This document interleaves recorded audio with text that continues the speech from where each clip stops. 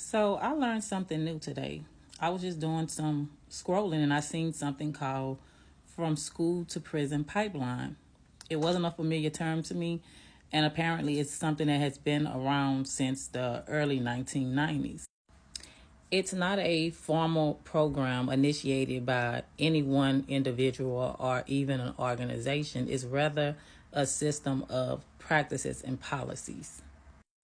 These practices include zero tolerance policies, also large scale police enforcement in schools, as well as school disturbance laws.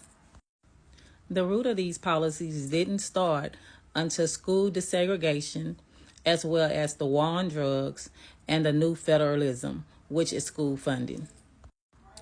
The concerns of this pipeline is that it affects disproportionately children of color, children with disabilities, as well as children from low-income households and neighborhoods. The impact of this pipeline normally leads to lower graduation rates as well as increased involvement with the juvenile criminal justice system. In 2014, the then Obama administration issued guidance to schools across the U.S., urging them to reduce the number of both suspensions and expulsions, thereby stemming the school to prison pipeline. However, in 2018, the Trump administration rescinded those guidelines.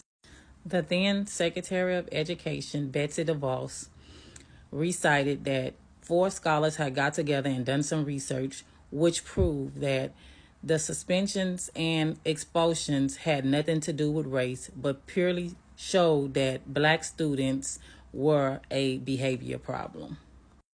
So a then educational researcher by the name of Francis Hong did his own research, and he then concluded that there were definitely biases when it came to the race disparities and punishments among students. So in summing this up, the school to prison pipeline is basically a national network of policies that prepares students of color to basically go from school to incarceration. The school to prison pipeline is exactly what it sounds like. It's an invisible pipeline that railroads our students into law enforcement.